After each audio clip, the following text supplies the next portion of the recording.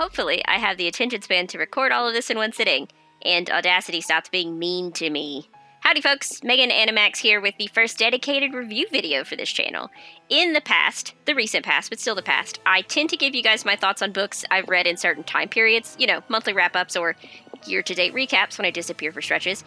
But I do want to experiment with doing more single book review videos. This one seemed like a good one to start with. Alright, today we are talking about The End of the Last Great Kingdom by Victor Rose. This was a very painful read. I wanted to start 2020 off on a good reading note, but I guess I just hate myself.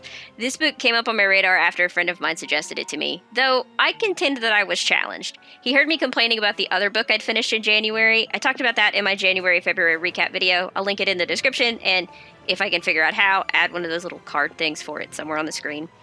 As much as I hate to admit it, my friend was very right. This book was way worse. Granted, it was easy for me to get over or justify most of my problems with Blood Orchid by remembering that it was a first-time author and they were just trying their best. It's hard for me to give this author the same credit, though, due in no small part to the rather questionable content of this book at times, but we'll dig into that more as we go. I'm not going to be one of those people who sits here and exaggerates and tells you that this is one of the worst books ever written. Opinions differ from person to person. For example, I hated this book, but over 80% of the reviews on Amazon are 4 to 5 stars, so there are people out there who would disagree with me. But I would say that this is one of the worst books in my personal reading history. Also one of the most frustrating books I've had the privilege to read. My poor friends had to put up with me ranting about this book at length at work. Stupe, bless his patient heart, sat through a whole dinner of me just trying to process what I had read. My frustration and confusion comes across in my notes. Usually I read for a little bit and then I record my thoughts on the book that I'm reading in a journal I have dedicated to such things. Sometimes something will happen and I'll feel compelled to pause and write notes on it right then. With this book, I took full advantage of the Kindle app's annotation features. If I had owned this book physically, it would be filled to the brim with sticky notes and scrap paper and notes in the margin. It got way out of hand. As I said in a previous video, most books in my journal get about 3 to 5 pages of notes, though most books I've read in 2020 have actually averaged 5 to 6 pages. I can't explain that. I filled up 28 pages of an A5 dot journal with my thoughts on this book, and it's not even all of the thoughts. The Kindle version of this book is filled to bursting with additional notes on this thing. Now keep in mind that when I read books, I like to look at them as a fellow writer. I'm not always just reading for the entertainment. I'm looking to take away lessons of what to do and what not to do, things I thought were done really well and things I'd like to replicate in my own books. And this book is a pretty good case study in things you shouldn't do. It's got a lot of problems to unpack, so we may as well get started. Before we do though, this is your obvious spoiler warning because we are going to go into detail into this book. Also, there will be some sensitive subjects brought up later, but I'll give you guys a heads up before we dig into those.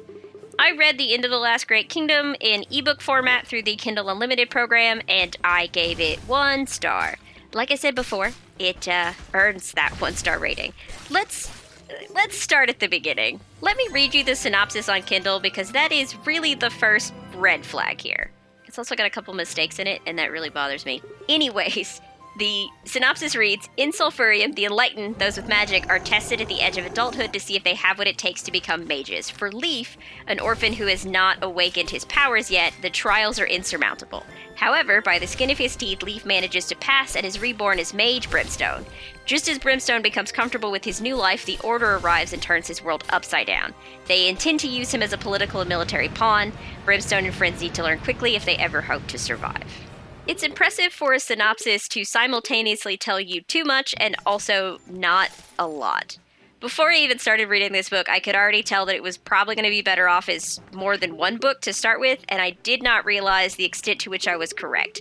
It gets the book off to a bad start because it ruins the first few chapters, but then also promises something from the later half of the book that you don't get. We are told in the blurb thing here that Leaf is an orphan and he's about to go through a deadly, dangerous, harrowing trial. But instead of reading about him going through these trials, it just tells us he's gonna succeed, which sort of lowers the stakes and concern of these supposedly dangerous magical tests. Then it says that this order wants to use him as a political and military pawn, but the book doesn't do a good job of getting that point across at all, unless it is to all but have a character look into the camera and say, I'm the bad guy and this is my motivation. Oh boy, it's messy. My friend advised me that I just start the book at chapter 3, and now I really understand why I should have listened to him. So there's a prologue, which I'll dig into that in a second, And then chapter 1 is about a lost little boy, and none of that stuff comes up in this book again. It's basically a lot of setup with literally no payoff. And then chapter 2 is Leaf taking his test, but you read the summary, so just skip to chapter 3, where our main character is starting his life as Brimstone, because they get new names when they pass their mage tests. The only chapter we get of this book with the main character as the orphan Leaf does the barest minimum to tease a mystery that, like chapter 1, doesn't ever get resolved in this book, or acknowledged by the characters at all, which leads me to wonder why it's even there in the first place. And that's just the first 3 chapters, so weak start. Trust me, it doesn't really get better. I debated going through this book chapter by chapter for this review. There are several YouTubers who do this with books. Crimson Rogue is the first one that comes to mind. First of all, I don't have the patience for that. If you really want to know what my thoughts were chapter by chapter, I'd be more than happy to share my annotations from my Kindle app. My biggest issue with it is that it would feel like I'm nitpicking, which I will probably already be doing as this book review goes on. Instead, I'm just going to give you guys broad thoughts, and we'll talk about specifics as things come up.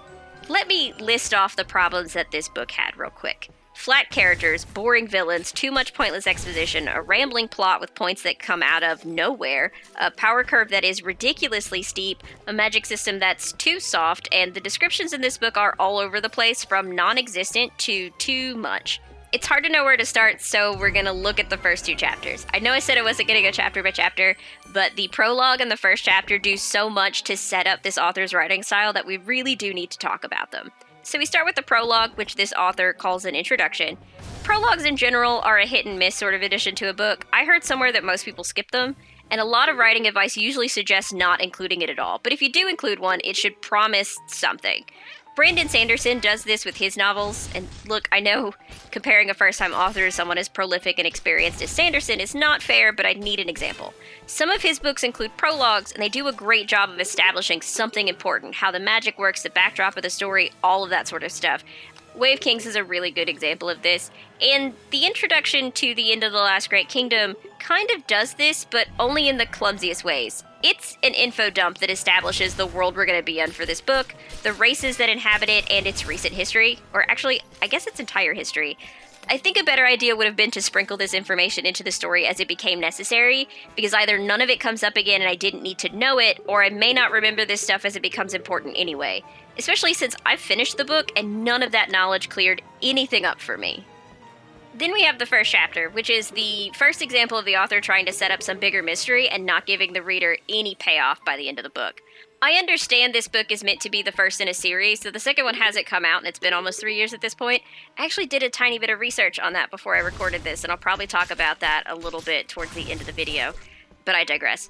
Just because a book is a series doesn't mean that you can leave a thread dangling like this without weaving the mystery throughout the rest of the story. It's just sloppy. Now, don't treat your reader like they're dumb, but let's say this is a trilogy, for example. You set up a mystery in chapter 1 of the first book, but it doesn't come up again until it's resolved in the last chapter of the third book.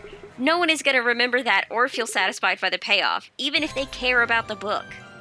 Oh, both of these chapters, the prologue and the first chapter, are pretty big warnings of what's to come. And I feel bad because I'm hard-pressed to find things about this book that I liked. There were a few scenes here and there that I thought were entertaining, but those got few and far between towards the end of the book, and I really thought the premise had some potential. I would say I couldn't enjoy most of this book after about chapter 10 or 11. The story goes so far off the rails at that point, and so many plot points just start coming out of nowhere. And the story is hard enough to follow without time passing arbitrarily in this book. Our characters go through months that are summed up in sentences, and characters come up with powerful new abilities randomly without us seeing them work for most of it. It's all just a little bit ridiculous. Okay, I'm just gonna start ranting and we'll see where we end up. Let's begin with the characters, because that's where I feel like starting. I guess before I get too far, I should explain who the characters are in this book. Well, the ones that are important to the story anyways. We start with our 3 main characters at this school that is meant to teach Enlighten how to use their magic. Enlighten are basically, according to the introduction, the result of crossbreeding between elves and humans. Despite the author using other generic fantasy races, he apparently didn't feel like calling them half-elves, I guess. He keeps referring to them first as elf humans. The Enlighten are special because they can cast magic. Specifically, they can master control of a single element. Yes, like Avatar: The Last Airbender. This book borrows heavily from other concepts, which doesn't bother me for the reasons you think, but we'll talk more about that later. Anyway, our main character, Brimstone, is one of these Enlighten. He doesn't remember anything about his life before he arrived at this school at 5 years old. We learn in the book that most Enlightened awaken to their powers around 10 years old, but our main character is 13 at the beginning of the book, and he can't magic. Also, everybody in the school hates him because of it. You know, typical outcast story. Our next character is a girl named Heat. Well, that's her mage name. We never learn what her name was before that. She is a child prodigy who is actually what the Enlightened refer to as a demon, a mage who has awakened to their powers at birth instead of around 10 or so like everybody else. They're basically physical embodiments of their bonded element. We get told in the book that most demons don't live past infancy. Heat, though, has a magical amulet that suppresses some of her power, and I'm still kind of cranky we didn't get to explore her backstory more, and that's a running problem in this book. The third installment of our plucky trio is Neutron. He is a mage that controls lightning and is, for some reason that no other character ever questions, pretty good at murdering people. In fact, he kind of enjoys it. We learn later in the story that it's because he is a character named Toby that we get a whole chapter for towards the beginning of the book. He was raised by a group of skilled assassins that poses a relatively harmless political group. And again, another very interesting backstory that is wasted in this book's narrative. Rounding out the cast of characters is Tinker, a gnome they meet on their travels, and he pals around with them after his family dies. I think there's one more addition to their party towards the end of the book, but I can't remember his name, so that should tell you all you need to know about that dude. Like I said towards the top of the video, quite a few of the characters in this book are flat, as in they have little to no discernible character development as the book goes along. Or if they do, it all happens off screen, so they just show up with some new shiny ability or a change in what little personality they had in the first place. Heat, for example, spends a large amount of the book swinging between helpless little girl to fire-wielding badass, and Brimstone's not much different himself. Honestly, I couldn't tell you a defining personality characteristic of any of these people. Actually, that's not entirely true. I do know that Neutron really likes to murder people sometimes. I can hardly tell you a physical defining characteristic of most of these characters. I know Brimstone has white hair and he's small for his age. Heat has hair that looks like fire. I don't even remember what Neutron looks like. I know at some point he's revealed to be the character Toby. You get a whole chapter devoted to him, but I don't think there's a physical description in that chapter. I don't think we ever get a physical description for Tinker the Gnome either. And the heroes are not the only flat characters in this book. The villains feel just as hollow. In Chapter 12, we get introduced to the Order, which is the big bad villain of the entire book. I think? The way we learn of different plot points, which is essentially they either show up out of nowhere or third parties tell them to our main characters. It's hard to tell who our bad guys really are. And the Order doesn't really seem to have any true motivation anyways. The only thing that makes them evil is that they do evil things. General Glenn, for example, is a villain that appears in Chapter 12, I think. And we know that he's evil because he basically admits it and randomly punches Brimstone from time to time. This actually starts with one of the few concepts in this book that I liked. The magic school our characters go to has something called mage battles, which are basically a kind of sporting event at the school.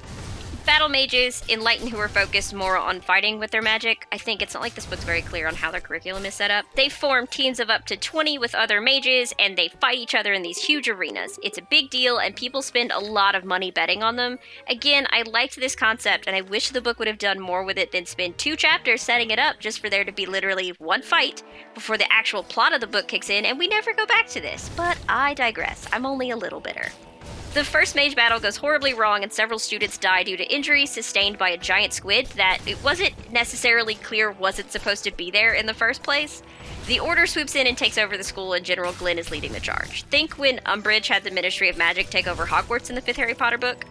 Brimstone, having had his leg bitten off by the squid and barely surviving its poison, is confined to the hospital where General Glenn visits him frequently to ask him questions about the fight. After a few days, he finally admits his plan. He knows Brimstone didn't release the squid. He tells Brimstone that he wants him to admit to releasing the squid so the actual culprit will relax and make a mistake. And this could have been a great plot line. He could have earned Brimstone's trust. He could have made the boy think that he was actually helping the school and helping his friends that lived there. The foundation could have been laid to make his betrayal so much more impactful. Instead, in the same scene, Brimstone asks what's going to happen if they don't find the culprit. General Glenn says that he'll just rot in prison for the rest of his life and punches him. He does this twice. We don't get shown through more subtle actions or appearance or even personality that he's evil. He basically just looks at the camera and says, "I'm the bad guy," and randomly punches a 13-year-old child with no provocation. There are definitely better ways to show that people are evil. We're gonna hate your villains if they do bad things, yes, but they're still boring, and that's not fun to read. My other big problem in this book is that it feels random what the author chooses to describe versus what they choose to either leave out or just let us assume. For example, in one of the early chapters in the book, Brimstone is making his way through the city where the school is. I think the city is called Central, I'm not entirely sure. We get paragraphs devoted to the layout of the school in the city, only to spend 2/3 of the book elsewhere. There's a point where we get a couple paragraphs devoted to a mountain path that Brimstone's captors are probably going to take him through once he confesses to releasing the squid, but I don't know if we ever reach this path for several more chapters. And for all the world building that's done in this book, we don't even know what the races look like. I'm not mad that the book has generic fantasy races. I don't care that it borrows concepts from like 8 other books. If I enjoy those concepts and the writer uses them in a fun way, it's fine. I'm not expecting every fantasy writer to come up with some fantastic new race. Use elves and dwarves if you want to. I don't care. They're staples for a reason. But it feels like this author must assume that just because the book uses generic fantasy races, you'll just know what they look like. But that's a problem, because a reader's introduction to those races may not be the same as another reader. Like I said, they are staples of the fantasy genre.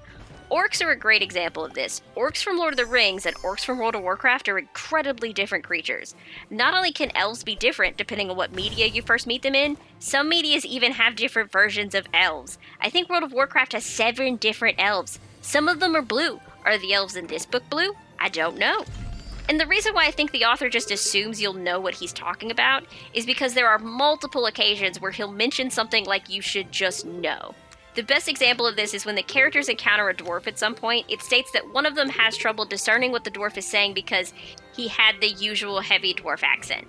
I don't even know what that means in this book. Clearly, the writing needs some major improvements. Seriously, this is a book of exposition and out-of-order events. We'll be introduced to a character or concept, and then the book will give us a detailed flashback of that thing happening. And it interrupts the flow of the story sometimes. There are 2 very glaring examples of this. So Brimstone has to join the battle mage classes at school because he agreed to be the battle mage instructor, Nova's apprentice, over the summer.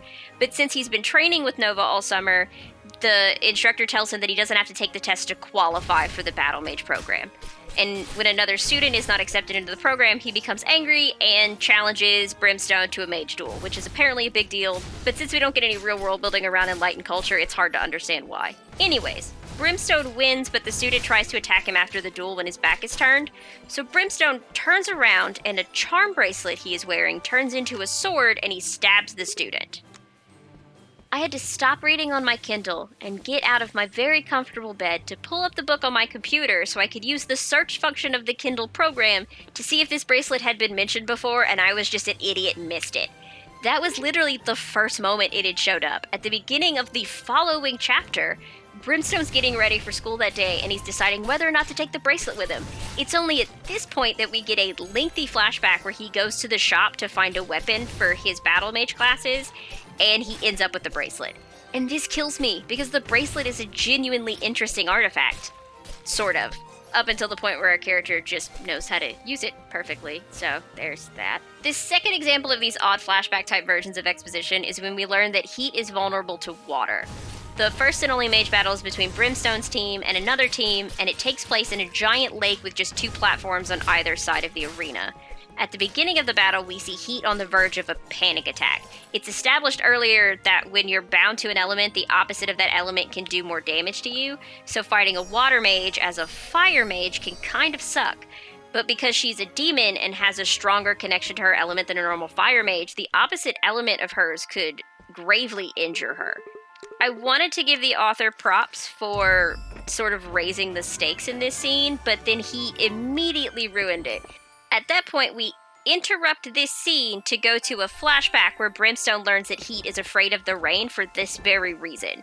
And this could have come up at a more natural part of the story, and it could have given us a genuine moment of connection and bonding between Heat and Brimstone, or we could have just gotten a little bit more in the actual narrative of the fight that explained this issue. But instead, we get taken out of the fight to have this little cute scene, we get put back in the fight, and then Brimstone just looks at Heat and he's like, "You're gonna be fine," and she's just okay with it. Like, there's no resolution It doesn't have any effect on the overall fight. It was just there to highlight this one problem that never comes up again. This happens so often, it's frustrating, and it actually happens earlier in the book. Neutron, for example, whenever we get introduced to him as Toby, we get introduced to the character, he's just sort of like walking along, and then we get a lengthy exposition telling his entire life story up until that point. And Toby is an interesting enough character that his story could have been dropped in hints as the plot progressed, and then the big truth revealed when it became necessary.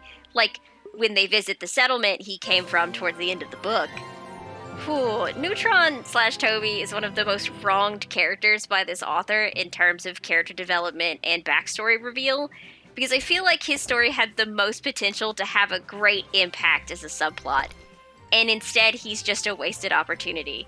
We return to Neutron/Toby's settlement later in the book to find out that everyone he loves and knew has been brutally murdered and dumped in a mass grave. But we don't learn that as Neutron learns it and get to experience his grief and anger with him. Instead, we learn through Heat and Brimstone. So they need a place to go, and they're like, Neutron's like, I have a place, because he knows that his settlement is nearby or is along the path that they're traveling, but he's like, they're not going to be cool with you guys, so wait here, I'm going to go get the all clear and then come back and get you.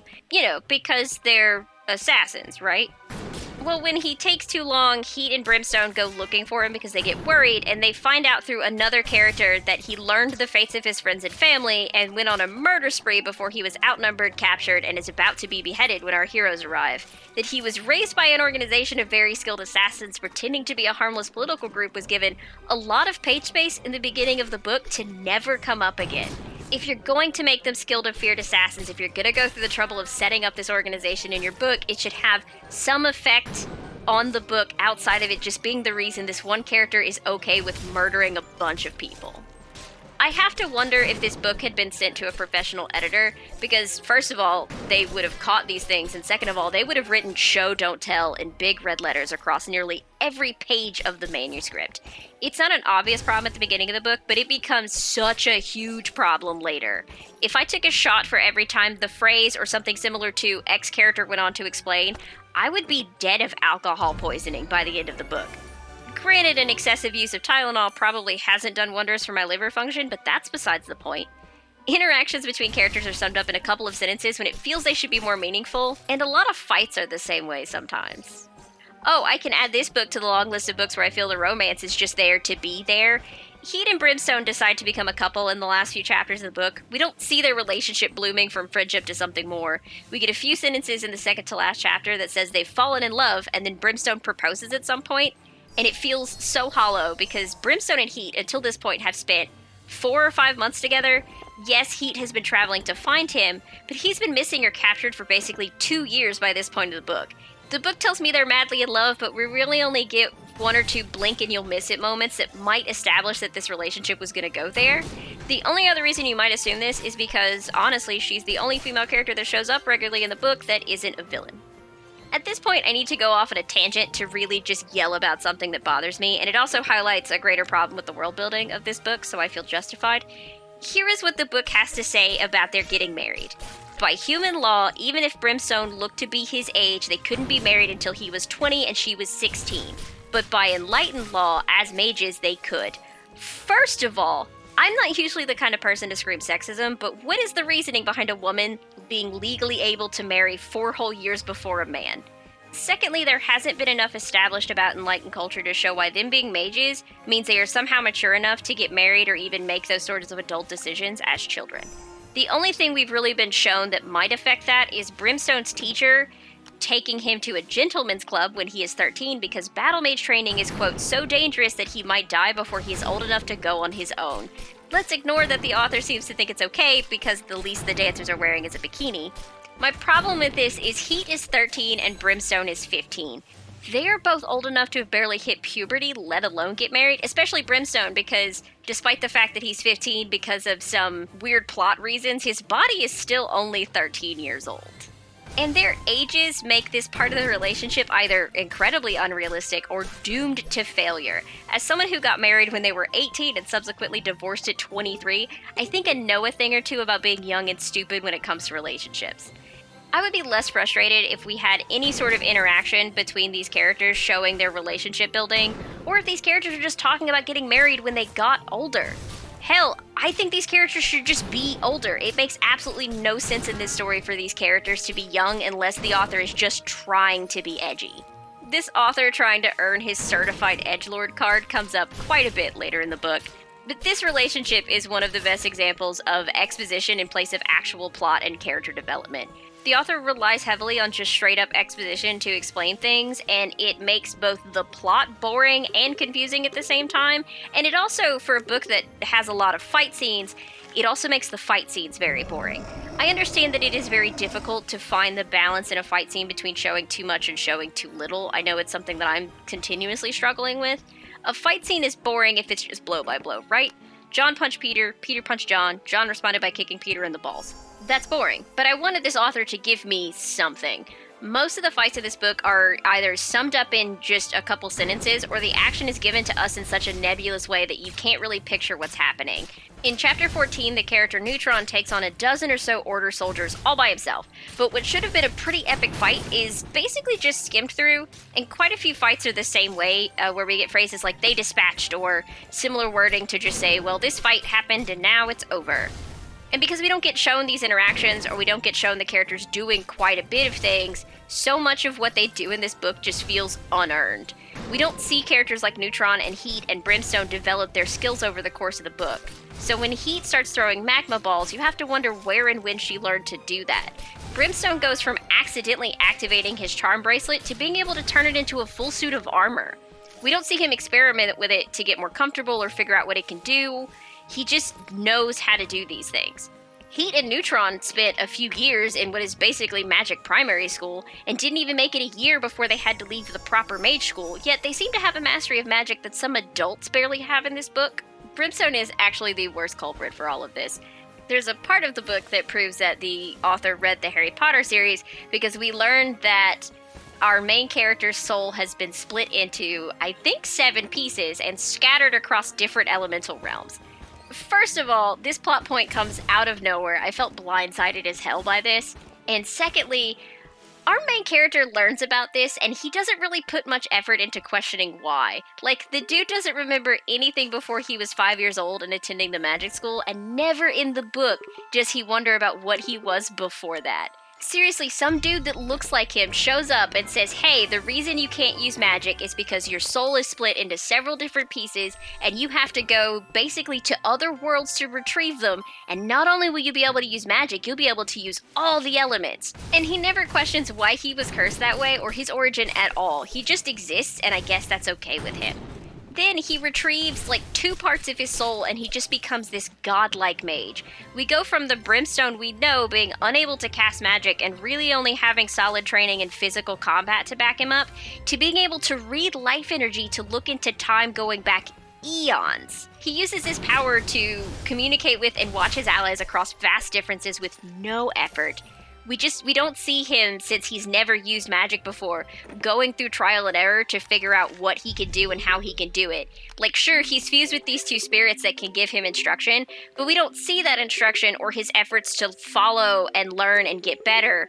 We just get a couple sentences every now and then that say something like the spirit shared that knowledge with him and he just instantly knew. So it doesn't work for anything in this book, it just gets handed. All of the magic in this book is poorly defined or described, by the way. I have nothing against soft magic systems, but there are usually some loose rules that can help you understand the magic, or there's some sort of description of the magic being cast. In Star Wars, for example, the Force is basically the force of your will. That's a soft magic system. But we still, in novelizations, read about people like concentrating and the feelings that go into it and all this other stuff, so you kind of get a grip on how the magic works. Hell, even with Harry Potter, which is kind of like halfway between a soft and hard magic system, they have, words they have to use, and you get described the way they move the wands and stuff like that. And this book shows that the magic has rules. People are bound to a specific element, and it's supposedly a big deal when someone can use more than one of them, despite that only coming up like once or twice at the beginning of the book. I just wanted this author to give me something, show me the characters putting effort into having to maintain a spell, or describe the emotions or thoughts or movements that go into casting a spell. If you're gonna go through the trouble of building this world, immerse me in it. The YouTube channel Hello Future Me has an excellent set of videos on magic systems and another video on handling power escalation properly. This author could really benefit from just spending an afternoon watching these videos. I'll link them below if you're curious. Getting back to the point, none of the poor writing is helped by the fact that, again, the overall plot is hard to follow, and the plot points, they come out of nowhere like black cows on a dark road. Seriously, there's this streak towards the end of the book of important things happening and our characters not learning about them because they experienced them, but people telling them about our characters. Several key characters in the book, at least characters that have played some role in the story and were important enough to have names, are killed off-screen. So their deaths feel meaningless and their contribution to the story feels even cheaper, because almost every main character that helps our group dies off-screen and you hear about it from someone connected to that person. I'm gonna cut in real quick with that content warning I warned you guys about earlier. I want to touch on the differences between what the author chooses to describe and what the author chooses not to, but that means that we're about to touch on some sensitive topics such as sexual assault and other related issues. I have put a time code on the screen. Please feel free to skip to the next bit of the video if you're not comfortable with such discussions.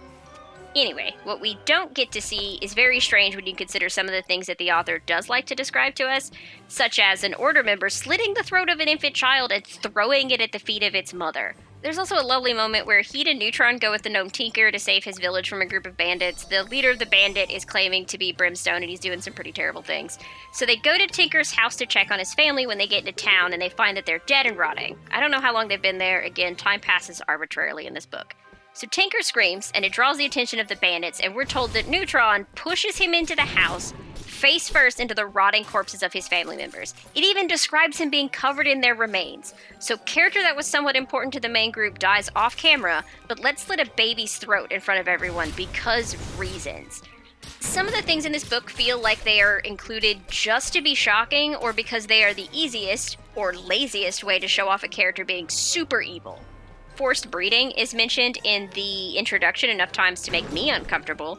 In the first chapter, we follow a nameless little boy as he survives a dramatic carriage crash and is captured by slavers. It's mentioned several times in the chapter that children are often sold into sex slavery, and that the women and children are used at night by the slavers.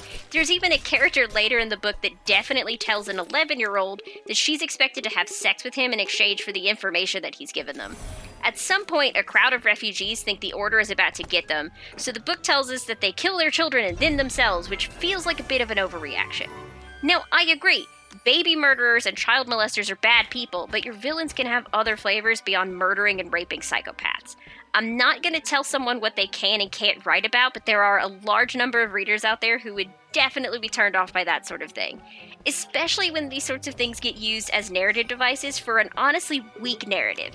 There's no reason for most of these things to exist in the book. And of course, our protagonists are not much better. By the end of the book, they are slaughtering scores of people with their magic with absolutely no remorse just because, well, those are the bad guys. I wish you could see how hard I'm facepalming. Welcome back to the people who dipped out, by the way. What frustrates me about this book is that the entire plot boils down to big bad evil takes over everything, and our main character is going to be the messiah that frees everyone from their tyrannical rule. Seriously, the Order goes from taking over the school because some asshole got a bunch of royal children killed in the mage battle, and suddenly, in a few months, they've taken over the world, I think? I thought it was the Enlightened trying to take over everything again because we get told in the introduction that they once controlled everything with their magic powers, but instead it's the elves and the humans shitting on the other races and the Enlightened are helping them, maybe? Again, I don't know. Our heroes spend essentially 2 years traveling between 3 places before they end up back at the school, and between this time period we get told by third parties through excessive exposition that everything's gone to shit, but we don't really get to see everything go to shit except for in like one place. And this rumor starts that Brimstone is gonna save everyone, but how? How did we get here? This isn't like the arc of Doctor Who where the Master takes over and Martha has to travel the world telling everyone the 10th Doctor's story so that they can believe in him and give him power. No, Brimstone does 2 good things and then he disappears for months on end. Somehow, despite months of him being absolutely nowhere because he's off digging around in elemental planes trying to find the fragmented pieces of his soul, and the Order spreading all of these terrible rumors about him, he's gonna be the savior that helps the inferior races reclaim their homes and defeat the tyranny of the free people of Sulfurium. Or whatever the villains are called. And I could believe it if Heat and Neutron were going around telling his story, but A, he doesn't have a story, and B, they go to 3 places. 2 of those places Brimstone has already been at and helped, and the third, they murder a man who claims to be Brimstone and tell everyone that they're the real followers of Brimstone, and he's actually a pretty okay dude. Like the Shattered Soul plotline, I just don't understand where this one comes from. It also makes less sense when you consider the number of times that after people discover who he is, like they've heard about him before, and they meet him and they still treat him like a child. Because again, he's 13, 15 by the end of the book.